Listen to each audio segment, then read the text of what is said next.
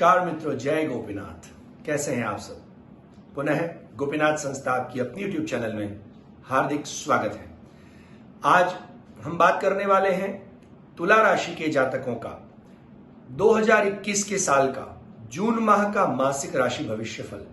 पर अगर आप पहली बार आए हैं तो चैनल को सब्सक्राइब करने का ना भूलें और सब्सक्राइब करने के बाद बेल बटन दबाएं ताकि सबसे पहले नोटिफिकेशन आपको मिले और ऐसे ही हमारे ज्ञानवर्धक अनेक वीडियो आपको सबसे पहले प्राप्त हो। और अगर आपको इस वीडियो से पहले फायदा हुआ है तो इसको लाइक और शेयर करना ना भूलें ताकि आपके अपने मित्र भी इससे लाभान्वित हो सके। मित्रों, आज हम तुला राशि के जातकों का जून के महीने का 2021 के साल का मासिक राशि भविष्यफल देखेंगे, जिसमें हम देखेंगे उनके गोचर के ग्रह क्या कहते हैं। तो आइए देखते हैं। केतु द्वितीय धन भाव में विराजमान है, शनिदेव चौथे स्थान में विराजमान है, बृहस्पति तुला राशि के जातकों के पंचम भाव में विराजमान है। साथ ही साथ जो राहु और सूर्य ग्रहण योग बना करके अष्टम स्थान में विराजमान है, बुध आपके नवम भाव में विराजमान है और 2 जून तक रहेंगे। 3 जून के बाद वक्री होकर के आपके अष्टम भाव में पुनः चले जाएंगे, जिसके लिए थोड़ा सा सावचेत होने की आवश्यकता है, क्योंकि बुध राहु और सूर्य तीनों का ही ग्रहण योग बनेगा।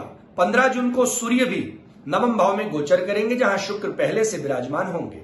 शुक्र 22 तारीख तक ही वहां रहेंगे और 22 जून को दशम भाव में परिवर्तित हो जाएंगे, जहां पर पहले से ही मित्रों मंगल देव विराजमान है, यानी कि आपके दशम भाव कार्य भुवन में पहले से विराजमान है और शुक्र मंगल की दशम भाव में युति थोड़ी सी अटपटी सी दिखती है। तो ये तो था हमारे तुला राशि के जातकों का गोचर के ग्रहों का ब्यौरा। आइए अब सबसे पहले जानते हैं कि ये गोचर के ग्रह आपके व्यवसाय, बिजनेस, करियर और कार्य क्षेत्र के साथ आपकी जॉब पर कैसा प्रभाव डालेंगे। हमारे नियमानुसार हम सबसे पहले बात करेंगे बिजनेस यानी व्यवसाय के बारे में। तो ये जो जून का महीना है वो तुला राशि के जातकों के लिए व्यवसाय की दृष्टि से देखा जाए तो बहुत ही अच्छा रहने वाला है। थोड़ी सावधानियां बरतने की आवश्यकता है, मैं आपको अवश्य बताऊंगा, क्योंकि बुधदेव जो कि व्यापार के कारक बुधदेव ग्रहण योग बनाने वाले राहु और सूर्य के साथ में योग करेंगे अष्टम स्थान में, तो थोड़ा सा आगे चल करके ये दिक्कतें दे सकता है 3 जून से लेकर के। तो थोड़ी सावधानियां बरत करके आप व्यापार में आगे बढ़े। वैसे ये व्यापार के लिए और बिजनेस के लिए बहुत ही अच्छा समय है। साथ ही साथ आपके कार्य क्षेत्र में शुक्र मंगल की युति, एक प्रकार से देखा जाए तो मंगल देव आपकी सेनापति होने के कारण आपकी कार्य की गति को बढ़ा देंगे। शुक्रदेव आपको सुख इत्यादि और आपके ऑपोजिट विपरीत लिंगियों से आपको सहयोग और साथ भी प्राप्त करवा सकते हैं, किंतु साथ में अनबन और खटपट भी करवा सकते हैं। तो चलिए अब आगे बढ़ते हैं कि और क्या क्या नए योग हमारे व्यापार और जॉब में बन रहे हैं। आप व्यवसाय का विस्तार भी कर सकेंगे, उसके भी योग पूरे पूरे दिख रहे हैं। अपने व्यापार को आगे बढ़ा सकते हैं। साथ ही साथ कोई नया काम अगर शुरू करना चाहें तो यह समय सबसे बेस्ट है, आप इसमें नया काम शुरू कर सकते हैं। बस इतनी सी एडवाइस है कि सोच समझ कर आप काम करेंगे तो ही सफलता आपको तुरंत हासिल होगी, सफलता आपसे दूर नहीं जाएंगी। क्योंकि जैसा कि मैंने पहले कहा कि बुध का ग्रहण योग के साथ में यानी बुधादित्य योग तो बन रहा है, पर साथ में राहु का ग्रहण योग, वो भी अष्टम स्थान अच्छा नहीं माना गया है। इसलिए अगर सावधानी हटी तो दुर्घटना घटी, यानी दुर्घटनाएं घट सकती हैं। तो आपको थोड़ी सी वाहन चलाने में, सिग्नेचर इत्यादि करने में एक विशेष ध्यान रखना है कि कहीं आप लीगली किसी पचड़ों में न फंस जाए। नौकरी पेशा अगर हम जातकों की बात करें तो उनके लिए भी यह समय बहुत ही अच्छा रहने वाला है। माह के प्रारंभ में ट्रांसफर के योग बन रहे हैं, यानी कि प्रमोशन हो सकती है, नौकरी में परिवर्तन भी हो सकता है, नौकरी भी बदल सकते हैं, किंतु यह बदलाव आपके लिए कुछ अच्छे शुभ समाचार लेकर के आने वाला।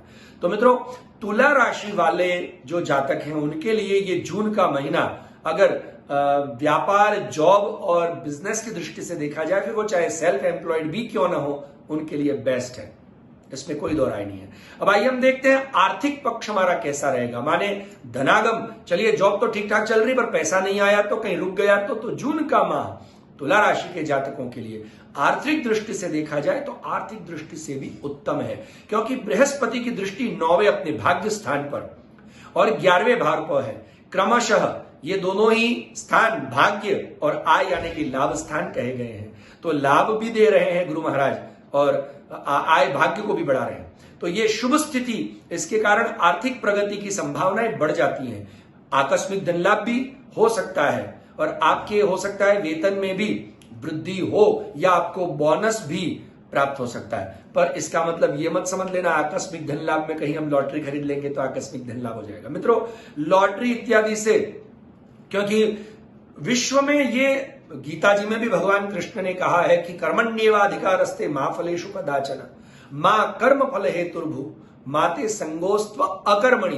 तुम अकर्मी हो गए तो तुमको कोई फल प्राप्त नहीं होगा, और अगर तुम कार्यरत रहे तो तुमको तुम्हारे कार्य का फल मिलेगा। पर तुम्हारा चूंकि अधिकार ही कार्य में है तो बिना कार्य किए मुफ्त का लेने की सोचोगे तो कुछ हासिल नहीं होगा। और ये लॉटरी इत्यादि मित्रों, मैं स्पष्ट कहूं तो ये अच्छी हमारी मेहनत की कमाई न होने के कारण भगवान जब तक आपसे मेहनत करवाना चाहते हैं तब तक आप कितनी लॉटरी खरीद ले। पर हो सकता है कि भगवान इस समय लॉटरी दे भी दें, पर लॉटरी के सहारे बैठे मत रहिएगा। ये काम करने का समय है, आपको धन लाभ होगा। साथ ही साथ जो व्यापारी लोग हैं उनको भी अपने व्यापार में नए नए प्रॉफिट आपको देखने मिल सकते हैं। इन्वेस्टमेंट किए हुए पैसे से भी आपको प्रॉफिट हो सकता है, यानी फिर वो शेयर बाजार हो या कहीं भी आपका कोई फैक्ट्री इत्यादि में जॉब किया हो। अगर आपका कहीं अटका हुआ पैसा भी है तो वो भी इस समय वापस आ सकता है। ये भी एक प्रकार का आकस्मिक धन लाभ ही है। आप सेविंग करना चाह रहे हैं तो बचत करने में भी आपको सफलता मिलेगी, और आप बचत करेंगे, पैसा जमा करेंगे, ये भी धन लाभ ही है मित्रों। तो अब देखते हैं कि इतना हमने धन लाभ कर लिया और आकस्मिक धन लाभ में हमारा वापस किसी को दिया हुआ उधार वापस आ गया तो हमारे घर वालों की हम खुशियां क्या वापस कमा पाएंगे? पारिवारिक सुख की दृष्टि से अगर तुला राशि वालों का ये ग्रह गोचर देखा जाए तो कुछ खास नहीं दिख रहा है, क्योंकि दूसरा भाव जो कि परिवार को भी रिप्रेजेंट करता है, चौथा भाव भी परिवार को प्रभावित करता है, उसमें छाया ग्रह केतु दूसरे घर में विराजमान है और उसी दूसरे घर पर छाया ग्रह राहु तथा राजा सूर्य के ग्रहण योग का प्रभाव पड़ रहा है। इसके उपरांत माता तथा सुख को प्रभावित करने वाले चौथे स्थान, मैंने कहा ना दूसरा और चौथा स्थान, उसमें शनिदेव की उपस्थिति, ये ग्रह गोचर की दशा आपको बता रही है कि इस माह आपका पारिवारिक जो जीवन है वो उतार चढ़ाव वाला रहेगा। मतलब जैसा आपने सोचा था प्लानिंग के साथ नहीं चलेगा। घर के माहौल में भी असहजता की स्थिति हो सकती है, और मित्रों खास ध्यान रखें, माता के स्वास्थ्य एवं सुख में कमी आ सकती है। माता के स्वास्थ्य में और माता के सुख में और आपके सुख में भी कमी आ सकती है मित्रों। परिवार से दूरी बढ़ सकती है। 2 जून से मंगल के चतुर्थ भाव पर दृष्टि डालने से अकेले माता ही नहीं किंतु पिता के स्वास्थ्य संबंधी समस्याएं भी खड़ी हो सकती हैं और दिक्कतें बढ़ सकती हैं। तो ये मेरी पर्सनल एडवाइस है कि पहले से अगर कोई समस्या चल रही थी आपके माता पिता को तो विशेष ध्यान दें, क्योंकि उसमें उनके आपके ग्रहों के कारण वृद्धि हो सकती है। अगर आप शादीशुदा हैं, कोई महिला वर्ग से हैं, तो आपके ससुराल या पुरुष वर्ग से तो भी आपके ससुराल में माता पिता ने सास ससुर को भी ये दिक्कतें हो सकती है। तो ये हमारी पर्सनल आपको एडवाइस या थोड़ा सा सावधानी बरतने के लिए कहा जा रहा है कि माता पिता की हेल्थ का विशेष ख्याल रखें, और भाई बहनों के साथ भी समय ठीक ठाक रहने वाला है इसलिए उनका भी ध्यान रखें, और हो सके तो उनके साथ समय व्यतीत करें। जो विवाहित जातक है, दाम्पत्य जीवन जी रहे, उनका समय ये ठीक रहने वाला है। मतलब जून का महीना आरंभ में बहुत अच्छा रहेगा। पति पत्नी के रिश्तों में मधुरता आएगी, प्रेम में भी वृद्धि होगी, और दोनों कोई अच्छे कार्य एक साथ मिलकर के कर सकते हैं। अगर हम लव बर्ड्स की बात करें, यानी प्रेमियों की चर्चा करें, तो प्रेमियों के लिए भी ये समय यानी कि जून का महीना अच्छा रहने वाला है। पंचम भाव में देवगुरु बृहस्पति की मौजूदगी प्रेम संबंधों में उत्तमता बनाएगी और आपको अपना पर्सनल टाइम मिलेगा। अब ये मिल रहा है पर हमारा स्वास्थ्य ठीक नहीं रहा, तो स्वास्थ्य की दृष्टि से अगर हम गोचर के ग्रहों का ब्यौरा थोड़ा सा ध्यान से देखें तो तुला राशि वाले जातकों के लिए जून महीने में स्वास्थ्य की दृष्टि से हम कहें तो ये अच्छा प्रतीत नहीं हो रहा है। खास करके इस जून के महीने में पूर्वार्ध तो परेशानियों वाला आपको हो सकता है। अष्टम भाव में अशुभ ग्रह राहु और ग्रहों के राजा सूर्य की जो ग्रहण योग के साथ वाली उपस्थिति, साथ ही बुध का वक्री होना, और यह स्थिति स्वास्थ्य के दृष्टिकोण से ठीक नहीं है। हो सकता है आपको आंख से रिलेटेड समस्याएं हो सकती हैं, अनिद्रा की समस्याएं ज्यादा हो सकती हैं, और अनिद्रा के कारण एसिडिटी इत्यादि का बढ़ावा हो सकता है। साथ ही साथ चूंकि बुध देव हैं तो आपके पांव में, लिगामेंट्स में और जोड़ों में पेन की समस्याएं हो सकती है, और इसको हल्के में ना लें मित्रों, खास करके। और उसमें भी अनिद्रा और एसिडिटी, क्योंकि यही एसिड हमारी बॉडी में जाकर के और सारी चीजों को, जैसे एसिड हम टाइल्स पे भी डालते हैं तो टाइल्स बिगड़ जाती है, जो स्मूथ होती है वो कुरदरी हो जाती है, वैसे हमारे अंदर के शरीर के बहुत सारे लंग्स को हानि पहुंचाता है। और इसके लिए आप हमारे ऊपर आई बटन में क्लिक करें, वहां पर आपको आरोग्यम के हमारे प्लेलिस्ट के अंदर अनिद्रा और एसिडिटी के उपाय अवश्य में प्राप्त होंगे। उस आरोग्यम के वीडियो को देखना ना भूलें।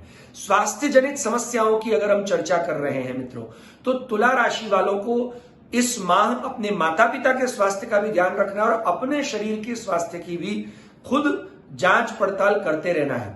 मैंने जैसे पहले कहा था कि एक्सीडेंट इत्यादि की दुर्घटनाएं हो सकती है, तो आपको वाहन चलाते हुए सावधानी बरतनी है। माह के उत्तरार्ध में स्थितियों में कुछ सुधार आ सकता है, किंतु कुछ सुधार, क्योंकि सूर्यदेव जब 15 जून को नवम भाव में प्रवेश कर जाएंगे और उन पर गुरुदेव की दृष्टि होगी, तब कुछ अच्छी संभावनाएं बन सकती है, और हो सकता है कि आपका आध्यात्मिक रुझान, स्पिरिचुअल रुझान बढ़ जाए। और इसके लिए आपको आपके स्वास्थ्य की और माता पिता की फिर स्वास्थ्य की चिंताएं कम हो सकती हैं। उसके लिए अगर मैं आपको उपाय बताऊं मित्रों, तो उपाय में यह कहा जा रहा है कि आपको सबसे पहले ग्रहण योग का निवारण करना चाहिए। दूसरे नंबर पे आपका एक कार्य विशेष है जो आपको करना चाहिए, जो कि शनिदेव की जो आपके चतुर्थ स्थान में उपस्थिति है, उसका निवारण करने के लिए शनिवार के दिन विशेष करके किसी को लोहे की वस्तु का या कंबल का दान करें।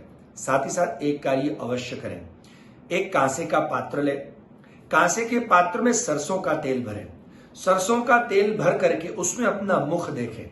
मुख देखने के बाद में उसमें थोड़े काले उड़द डाल दें, और उड़द डालने के बाद उसमें एक लंबी बाती लगा करके दीपक जलाएं, और वो जब आधा जल जाए उसके बाद में वो जला हुआ दीपक ले जा करके अपने ही हाथ से आप किसी पीपल के वृक्ष के पास या कहीं ऐसे निर्जन जगह पे रख करके आ जाएं, और वापस जब आए तब मुड़ करके पीछे ना देखें। और जब वो दीपक आप वहां रख रहे हैं तब भगवान से मनोमन ये प्रार्थना करें। आपको मंत्र और श्लोक इत्यादि तो हम यहां भी बता नहीं सकते हैं, और आपको संस्कृत इतना शायद फ्लुएंटली बोलना ना आए, इसके लिए मन में आप अपनी भाषा में प्रार्थना करें कि भगवान मुझ पर आई हुई छाया ग्रह की जो बाधा है, ग्रहण की बाधा है, साथ ही साथ बुध देव के द्वारा जो वक्री अशुभ फल प्राप्त हो रहा है, और शनिदेव का फल जो प्राप्त हो रहा है, जो चतुर्थ भाव में मेरी माता के स्वास्थ्य और मेरे स्वास्थ्य पर, उसको निवारण करें, ताकि मैं आपकी सेवा और आपका नाम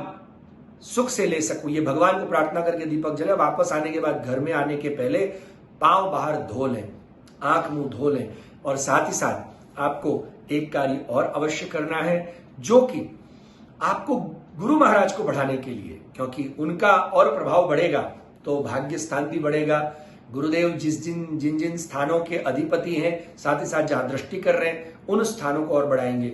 इसलिए आपको एक खास और कार्य करना है, आपको केशर का टीका पूरे जून माह लगाना है, और हो सके तो हर गुरुवार को जून के महीने में भगवान राधा कृष्ण या लक्ष्मी नारायण का हल्दी या केसर मिश्रित जल से अभिषेक करें, पुरुष सूक्त और स्त्री सूक्त के साथ, ताकि आपके ये सारे ग्रह निवृत्त हो जाए मित्रों। और अगर आपको अपनी जन्म कुंडली का विश्लेषण विशेष रूप से करवाना है, तो नीचे दिए हुए नंबर और वेबसाइट पर जाकर के प्रॉपर आस्क क्वेश्चन में जाकर के वेबसाइट पर जाते हैं, तो आस्क क्वेश्चन में जाके फॉर्म सबमिट करें और आपकी डिटेल हम तक पहुंचाए। और व्हाट्सएप पे व्हाट्सएप करें, कॉल ना करें। और व्हाट्सएप पे हमारी टीम आपको जिस प्रकार गाइड कर रही है, उसी प्रकार आप फॉलोअप करते हुए अपना डिटेल भेजें, ताकि हम आपकी अपॉइंटमेंट बुक कर सके और हम तक आप पहुंच सके और हमारे इस परिवार का एक हिस्सा बन सके। और आप जब हमारे परिवार के हिस्से हैं तो आपकी हर एक समस्याओं का हल सोचने की जिम्मेदारी हमारी हो जाती है। तो मित्रों, इसके लिए और एक कार्य करना है कि आपको सब्सक्राइब करते हुए बेल बटन दबाना है, और अगर दबा दिया है तो लाइक करें और दूसरों को शेयर करें ताकि आपके मित्र भी इससे लाभान्वित हो सके। और दूसरा वीडियो आने तक मुझे आज्ञा दें। जय गोविंद।